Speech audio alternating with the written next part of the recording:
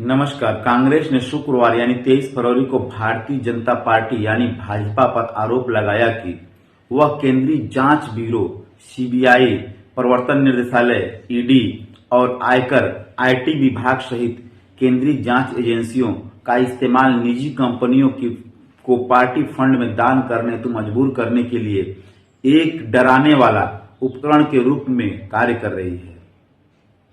नई दिल्ली में एक संवाददाता सम्मेलन को संबोधित करते हुए कांग्रेस सांसद और महासचिव संचार जयराम रमेश ने कहा कि पार्टी के महासचिव केसी वेणुगोपाल ने केंद्रीय वित्त मंत्री निर्मला सीतारमण को पत्र लिखकर मामले की अदालत की निगरानी में जांच की मांग की है।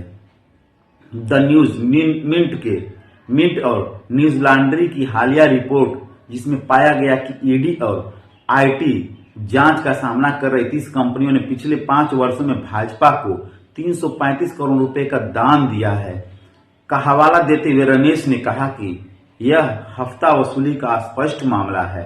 भाजपा को 335 करोड़ रुपए रिपोर्ट में पाया गया कि कम से कम 30 कंपनियां जिन्होंने वित्तीय वर्ष 18-19 और 22-23 के बीच भाजपा को कुल लगभग 335 करोड़ रुपए का दान दिया, को उस अवधि के दौरान केंद्रीय जांच एजेंसियों द्वारा कार्रवाई का भी सामना करना पड़ा। रिपोर्ट में कहा गया कि इन कंपनियों में से 23 कंपनियों ने, जिन्होंने इस अवधि के दौरान पार्टी को कुल 187.58 करोड़ रुपए दिए, 2014 और छापे के वर्ष के बीच कभी भी भाजपा को कोई राशि दान नहीं की थी और केंद्रीय एजेंसी के दौरे के 4 महीने के भीतर कम से कम 4 कंपनियों ने कुल 9.05 करोड़ रुपए दान दिया था। रिपोर्ट में यह भी पाया गया कि इनमें से कम 6 कंपनियों ने, जो पहले ही पार्टी को दान दे रही थी, छापे के बाद के महीनों में पहले से बड़ी राशि का दान दिया। वहीं हर साल भाजपा को दान देने वाले 6 अन्य कंपनियां एक वित्तीय वर्ष में दान देने से चूक गई तो उन्हें केंद्रीय जांच एजेंसियों की कार्रवाई का सामना करना पड़ा था।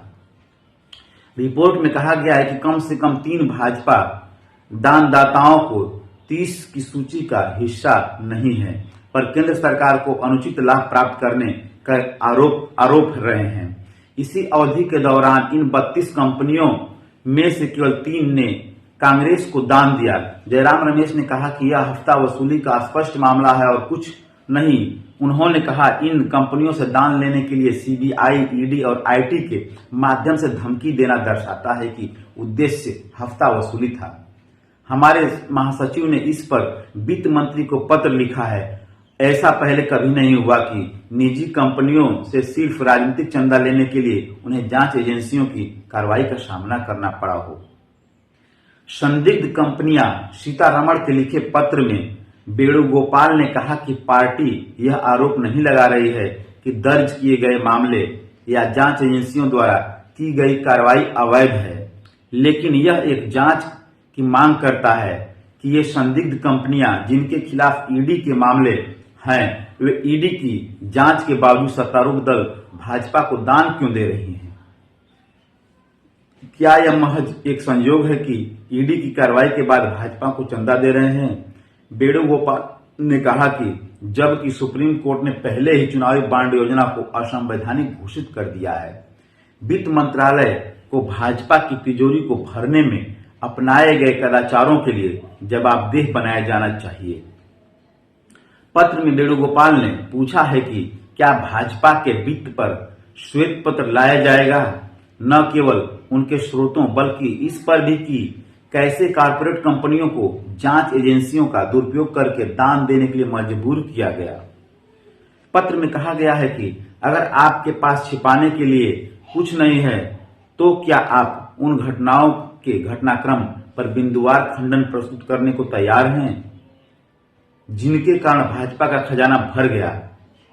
अगर आप तथ्यात्मक स्पष्टीकरण देने के लिए तैयार नहीं हैं, तो क्या आप भाजपा के लिए चंदा लूटने के इन संदिग्ध सौदों की सुप्रीम कोर्ट की निगरानी में जांच के लिए खुद को प्रस्तुत करने के लिए तैयार हैं? पत्र में कहा गया है कि हम कानून की अदालतों और जनता की अदालत में जाने वाले हैं। हम आपको दोनों मोर्चों पर हराएंगे।